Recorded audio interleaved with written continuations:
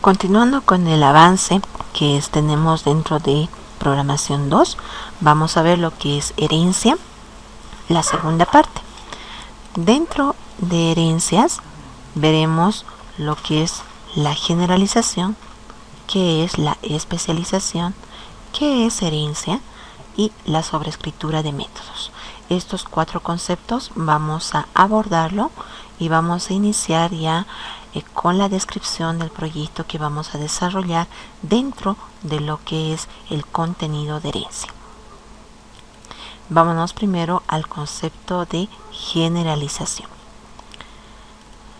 Si nosotros tenemos en nuestro entorno varios objetos que van a pertenecer a un determinado grupo, como en este caso vamos a ver los electrodomésticos, tengo aquí una licuadora, todos tenemos acceso a una, después tenemos una lavadora, yo creo que la mayoría también tiene acceso a una lavadora, y tenemos por otro lado a un refrigerador.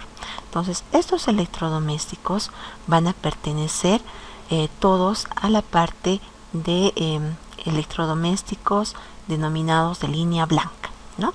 Los de línea negra son los aparatos electrónicos. Entonces esos serían de línea blanca.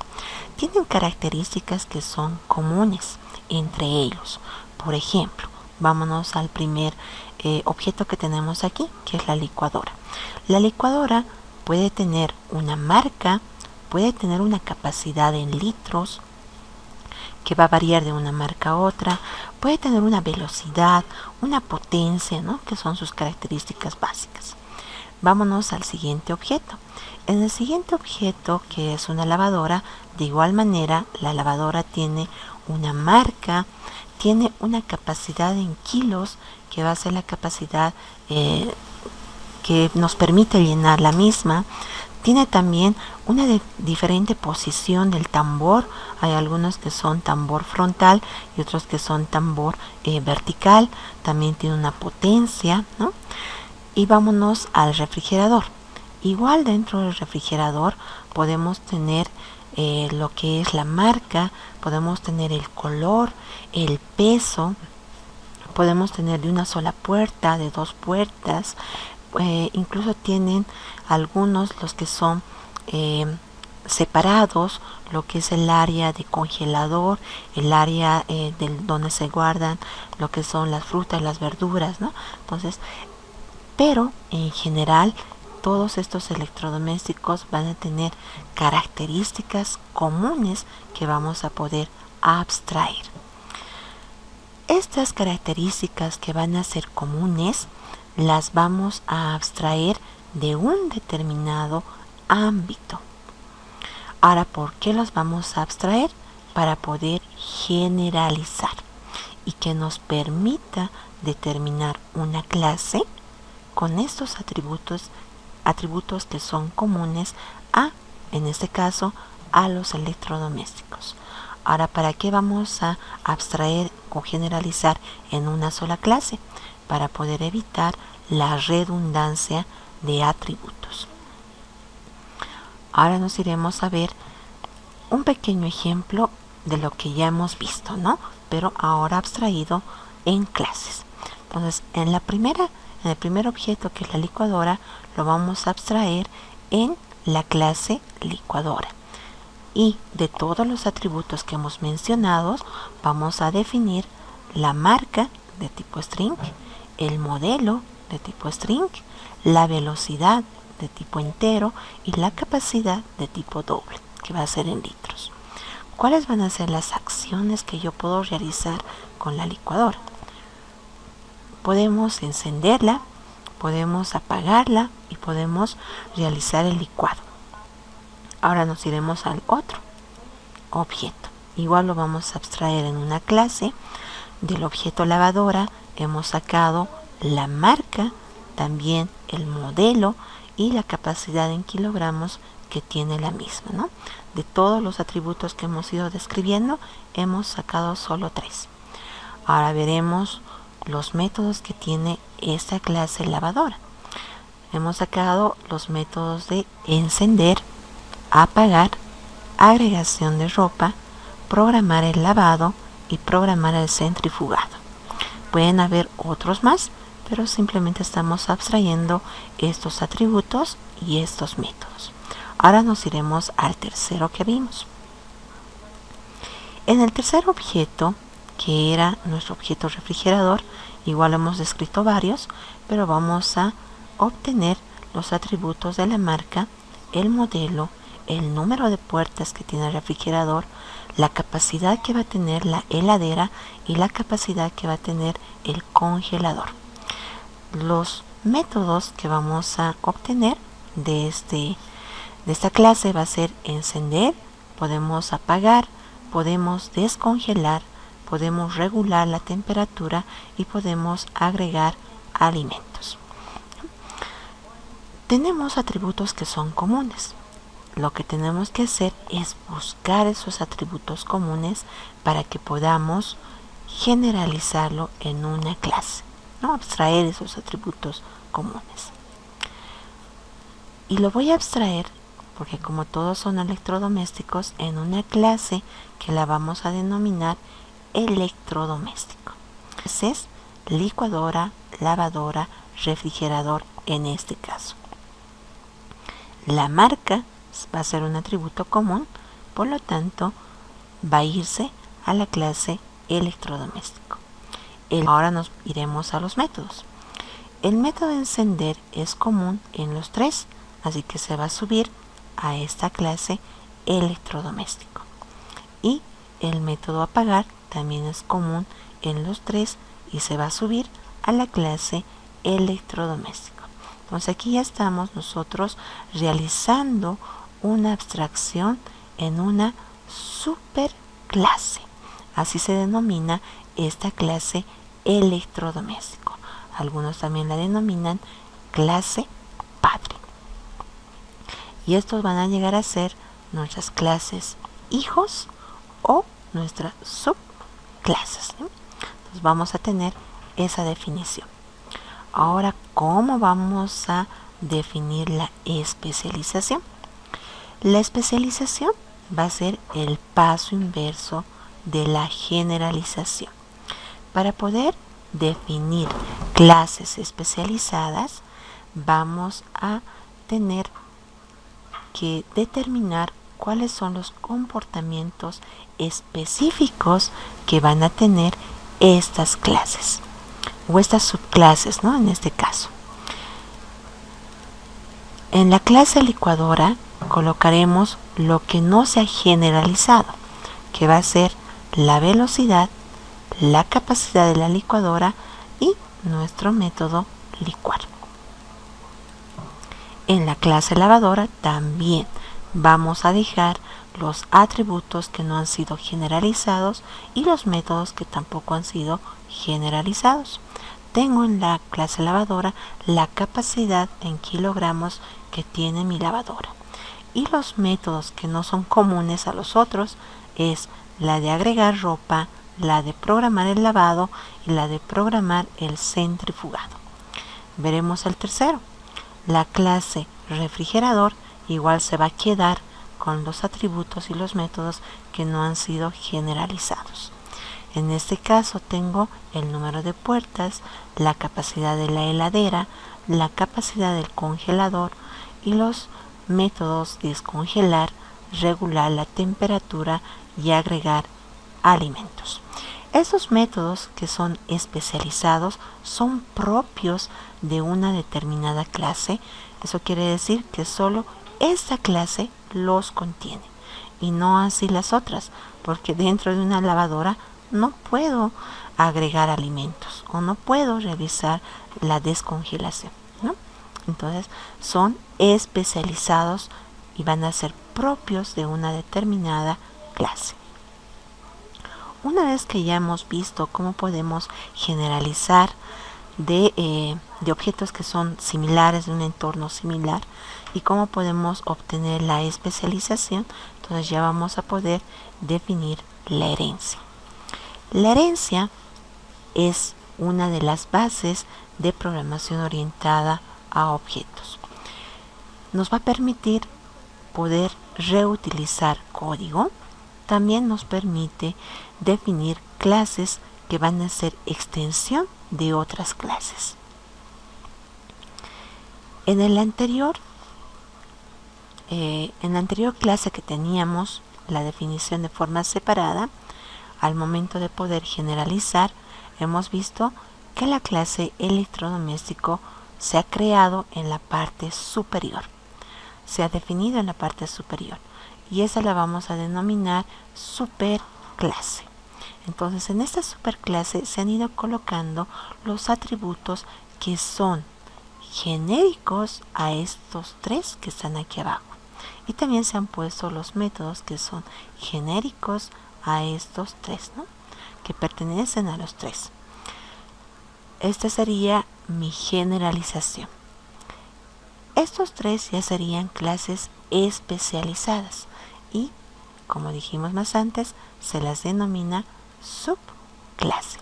Y vamos a utilizar este conector para poder decir que la clase licuadora va a heredar de la clase electrodoméstico los atributos y los métodos. Al poder heredar, entonces yo puedo utilizar en algún momento que lo requiera tanto los atributos como los métodos de esta superclase. Igual en los otros. Cuando estoy definiendo la herencia, digo que si en algún momento necesito, entonces voy a poder utilizar de la superclase, o también denominada de la clase padre, los atributos que han sido definidos y también los métodos que han sido definidos en el mismo. Para poder definir la herencia dentro de Java, se utiliza la palabra reservada extens. Esa palabra extens me permite determinar la herencia de otra clase, ¿no?, de otra superclase de la cual yo quiero heredar. Dentro de Java solo existe la herencia simple, no así la herencia múltiple.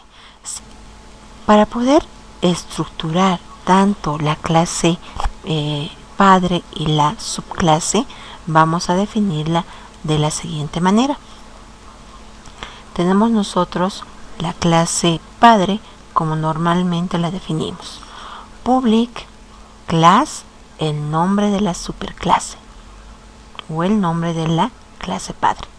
Y dentro de esta clase, la estructura que conocemos: los atributos, los constructores, los métodos y los getter y setter. Ahora nos iremos a la estructura de nuestra clase derivada, que sería nuestra subclase. Colocamos public class, el nombre de la subclase, y aquí definimos la extensión.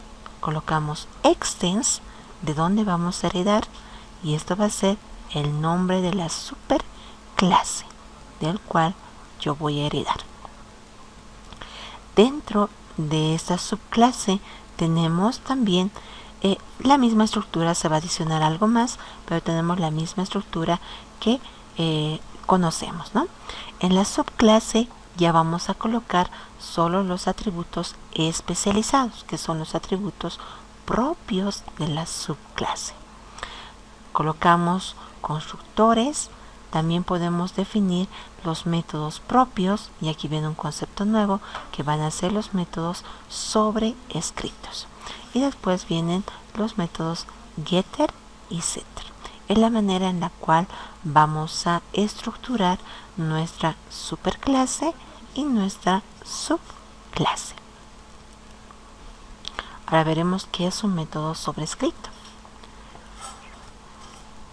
Si nosotros vamos a definir un método en la subclase, y este método va a tener el mismo nombre que un método de la superclase y también tiene el mismo retorno y la misma lista de argumentos, eso quiere decir que tengo dos métodos iguales, tanto en la superclase como en la subclase, se dice que este método de la subclase es un método sobrescrito.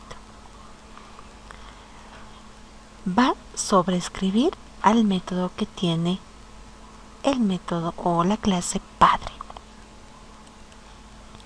Para poder llamar a un método o para poder llamar a un atributo en el momento que nosotros necesitemos, vamos a utilizar la palabra reservada super, que hace referencia al atributo o al método que pertenece a la superclase. Entonces, si nosotros tenemos dos métodos que son iguales, con el mismo nombre, con el mismo tipo de retorno, con la misma lista de argumentos de entrada, si son iguales, entonces aquí ya viene el concepto de sobreescritura de métodos.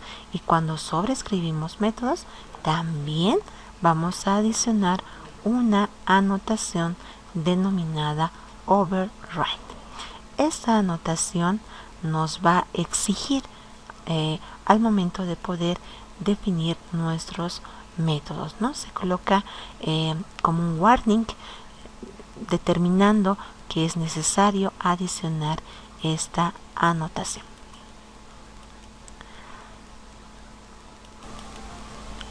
Para poder ver la parte práctica de lo que es herencia, vamos a irnos a un ejercicio que está dentro de nuestro entorno y todos hemos pasado y conocemos más o menos el funcionamiento del siguiente sistema que vamos a realizar. Tenemos un colegio, ya sea un colegio de nivel primario o de nivel secundario, en el cual los actores de este colegio van a ser dos tipos de personas. La primera van a ser los docentes, los cuales imparten las clases a los estudiantes, tienen una determinada especialidad, también tienen un determinado nivel. Puede ser, por ejemplo, que esta profesora sea del nivel de secundaria de matemática y que ella va a regentar una cierta cantidad de cursos y por lo tanto se le va a cancelar también un monto económico, ¿no?, a esa profesora. El otro tipo de persona que también trabaja dentro del colegio y hace que todo el colegio funcione es la parte administrativa. Aquí tenemos, por ejemplo, una secretaria que es la encargada de poder realizar todos los trámites administrativos, tanto de la parte de los docentes como también de la parte de los estudiantes, ¿no? Es la que gestiona tal vez las inscripciones, la que gestiona los horarios, tal vez la que tiene que regular algún cambio que exista dentro del colegio. Entonces va a manejar toda la parte administrativa. Igual tiene un salario que se le va a cancelar, que tal vez no es en proporción igual a lo de un docente, pero que también se la tiene que determinar dependiendo de ciertas características. Entonces lo que nosotros vamos a realizar es poder gestionar todo lo que es el pago de sueldos y el cálculo de antigüedad de estos dos tipos de personas que trabajan dentro de este colegio, tanto una del área administrativa como el otra que es del área de la parte académica, ¿no?, que van a ser los docentes. Entonces lo que nos están pidiendo es que podamos nosotros gestionar a todo el personal que tiene este colegio para poder calcular los sueldos y también poder determinar la antigüedad. Para poder determinar la antigüedad, entonces ya se harán una idea de qué dato necesito, ¿no?, qué atributo necesito para poder gestionar la antigüedad. Y para poder gestionar el salario líquido de un docente o de un administrativo, también ya vayan pensando qué atributos necesito para poder determinar el salario líquido, ya sea de un docente o de un administrativo. Vamos a definir una estructura utilizando herencias para este sistema. Entonces voy a abstraer los atributos que son comunes tanto de docente como de administrativo. Al abstraer estos atributos comunes, estamos generalizando en una superclase que la vamos a denominar empleado, porque ambos son empleados del colegio. Voy a tener como datos comunes el nombre completo, la fecha de ingreso a la institución y el salario básico que tiene este, ya sea docente o administrativo. Los métodos que también van a ser comunes a estos dos va a ser el de registrar un empleado, el de mostrar los datos de un empleado y poder calcular la antigüedad. Para poder calcular la antigüedad vamos a utilizar la fecha de ingreso a la institución. Vamos a tener la fecha actual del sistema y con estos dos datos puedo ver cuánto tiempo ha transcurrido y esa sería la antigüedad que tiene este personal, ya sea administrativo o docente. Ahora, tenemos también dos clases que son especializadas, que van a ser nuestras subclases. Dentro de la clase docente, sus atributos propios va a ser el título, de qué especialidad es, de qué nivel es, si es de primario o de secundaria, qué área está regentando, si es de matemáticas, física, química, lenguaje, literatura, en qué área pertenece y cuál es la carga horaria que tiene este maestro. Vamos a sobreescribir los métodos, registrar y el método mostrar. Y voy a tener aquí un método propio que va a ser el líquido pagable, donde yo voy a determinar cuánto se le tiene que cancelar al docente. Vámonos a la otra clase. En la clase administrativo vamos a colocar su atributo propio, que es de él, que va a ser el cargo que tiene dentro de la institución. Puede ser que sea el secretario, el regente, el portero, la directora, ¿no? Etcétera. Entonces va a ser el cargo que tiene este administrativo. También aquí vamos a sobreescribir el método registrar.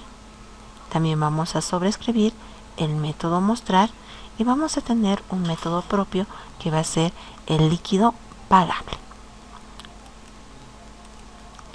Ahora, una vez que nosotros ya hemos analizado estas clases y hemos obtenido ya esta jerarquía de clases y podemos determinar cuál es nuestra superclase, cuál es nuestra subclase, cuáles son los atributos genéricos, los métodos genéricos, cuáles son nuestros atributos especializados, etcétera. Y también hemos podido determinar cuál es la sobreescritura de métodos, que en este caso tenemos dos sobreescrituras, que va a ser el método registrar y el método mostrar, y estos son propios de cada uno, ¿no? Vamos a ver cómo podemos nosotros ir abstrayendo el procesamiento de la información. Nos iremos a ver con tres docentes. Tengo aquí nuestro docente Pérez José, que tiene el salario básico de 4.000 bolivianos. Ha ingresado el 10 de mayo del 2012. Su formación es de técnico superior y es de la especialidad de matemáticas. El siguiente docente va a ser Casa Rosario. Su salario básico es 3.500. Ingresó a trabajar el 10 de agosto del 2016. También su nivel es técnico superior y es el área del lenguaje. La otra docente va a ser Vera Paola, que tiene como salario básico 3.800. Ha ingresado a trabajar el 5 de junio del 2018. Su nivel de formación es técnico superior y es el área de física. Lo que vamos a realizar nosotros es definir una lista. Lo vamos a determinar como lista docente. Voy a tener mi primer objeto. Vamos a adicionarle los datos y lo vamos a almacenar dentro de la lista. Creamos un nuevo nodo en la lista. Vamos a definir el objeto, adicionamos los datos y lo vamos a adicionar a la lista. Y también realizamos el mismo proceso con el tercer docente. Una vez que yo ya tengo registrado todos los docentes que trabajan dentro de la institución, puedo mostrarlos a estos docentes. Y el siguiente método que nos están pidiendo es calcular el líquido pagable. Veremos cómo vamos a calcular el líquido pagable. Para poder calcular el líquido pagable, en estos dos casos, tanto del docente como del administrativo, va a estar determinado por la siguiente fórmula. Voy a tener para el líquido pagable el salario básico más un bono de antigüedad menos la AFP. La AFP va a ser un cobro, una retención que se realiza del 14.42% del salario básico. Ahora, ¿cómo determinamos este bono de antigüedad? Para el bono de antigüedad nos han dado estas dos tablas, uno para el docente y el otro para el administrativo, que va a depender de los años de trabajo que tiene el empleado en la institución. En el caso del docente, si tiene menos o hasta un año de antigüedad, no tiene incremento. Si tiene entre 2 a 9 años, se le va a incrementar el 30% del salario básico como bono de antigüedad. Y si tiene más de 10 años trabajando en la institución, más o igual a 10 años, se le va a incrementar el 50% del salario básico. Ahora nos iremos a la tabla del administrativo. De igual manera va a tener un bono de antigüedad que va a depender de los años de servicio que tiene en la institución. Si tiene menos o hasta un año de antigüedad, no existe incremento. Si tiene entre 2 a 9 años, su incremento va a ser del 10%. Y si tiene más o igual a 10 años, su incremento será del 30% del salario básico. Ahora veremos un ejemplo, cómo calculamos este salario líquido de un docente. Tenemos aquí el salario básico de 4.000 bolivianos de este docente. Vamos a calcular el primer docente que teníamos, si no me equivoco. Voy a determinar los años de antigüedad con la fecha inicial y la fecha actual del sistema. Y con la diferencia de estas dos fechas, he obtenido que la antigüedad es de 8 años. En un docente con esa antigüedad tiene un incremento del 30% del salario básico. El 30% de 4.000 va a ser 1.200 bolivianos. Ese es su bono de antigüedad. La AFP, que es una retención que nos realizan por ley, es del 14.42. El 14.42% de 4.000 bolivianos, que es el salario básico, es de 576.8 bolivianos. Entonces, esto se le va a restar. El salario líquido va a ser el salario básico 4.000 más el bono de antigüedad 5.200, sería más 1.200, menos 576.8, que es la retención, y nos va a dar un salario líquido de 4.623,20 centavos, ¿no? Ese sería su salario líquido de este docente. Entonces, es la manera en la cual nosotros vamos a afrontar este problema y vamos a poder gestionar al personal, tanto administrativo como docente de esta institución, y poder realizar una planilla de sueldos, poder realizar una boleta de pagos, ¿no? Ese sería nuestro sistema que vamos a realizar.